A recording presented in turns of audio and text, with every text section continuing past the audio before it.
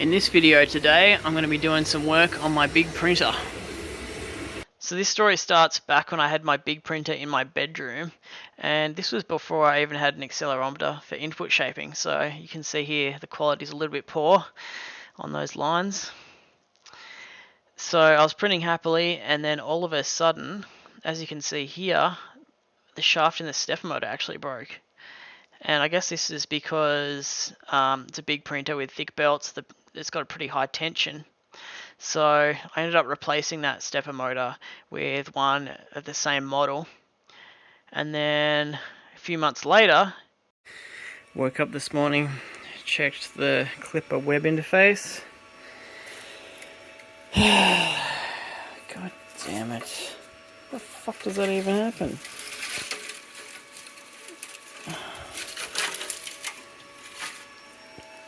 Well, the good news is I think the printer's not broken.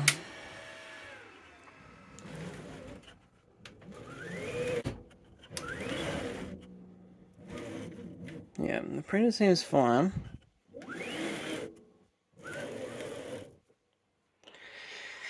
But what a waste of filament. This was a brand new big old roll. I mean...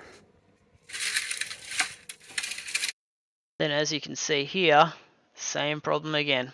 Snap shaft in the stepper motor. So I was surprised because I've never seen this happen, but I guess, you know, big printer, high tension on the belts, it managed to snap the shaft.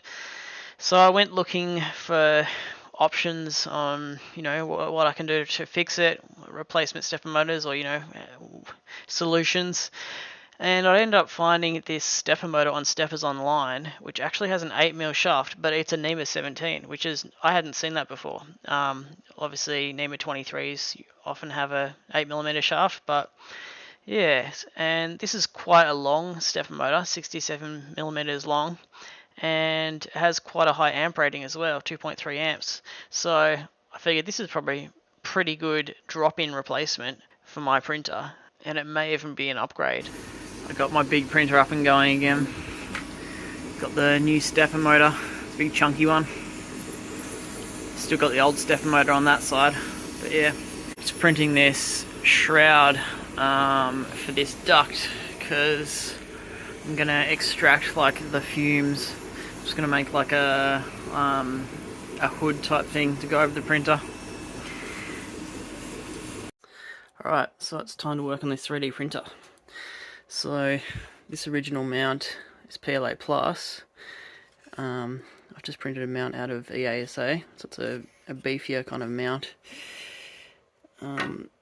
So as soon as I undid this screw, it kind of started to pull up. So yeah, and like I was saying, it's got, oh, it's hard to make it happen because it is the tiniest bit of flex in this direction, but I want no flex because I think that'll give me print artifacts.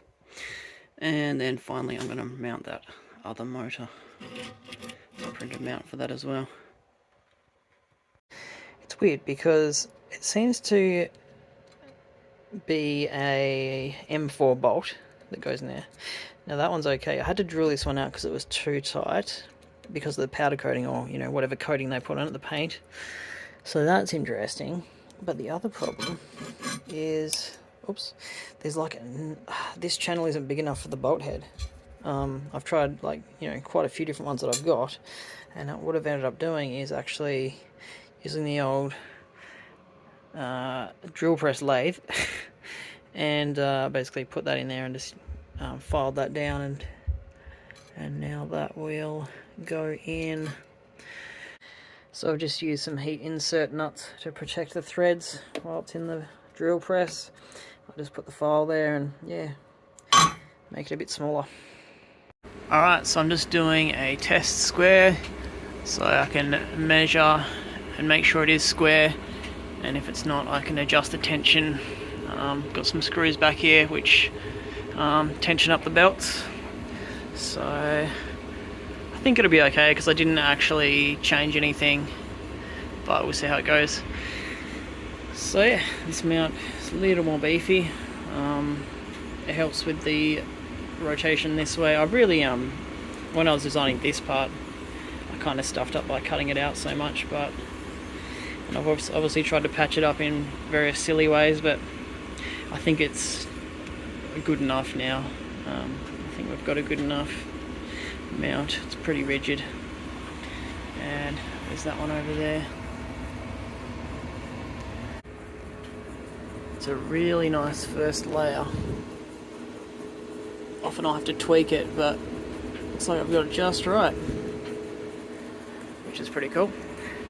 So I did a resonance test, and it gave me a recommended maximum acceleration of 1500, which is pretty low. I'm guessing that was in this axis. I can't actually quite remember. I think it was the y-axis. I don't know. But so that's what I've done. But what I've done is set 1500 for the perimeters, 3000 for infill, and 5002 for movements.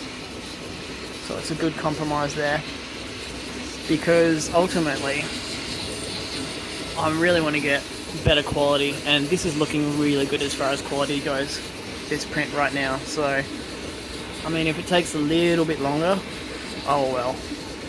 I think it's worth the wait for most parts.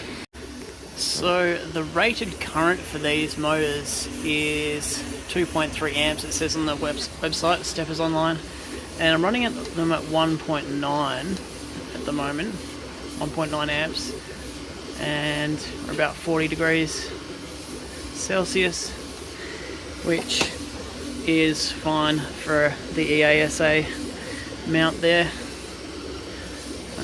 Got this small heatsink. I don't know if it's doing much, but I think I'm happy to run 1.9 amps without a fan,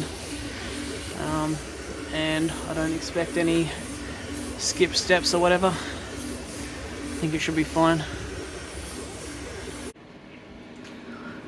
And that's the quality we've ended up with, so can't complain about that.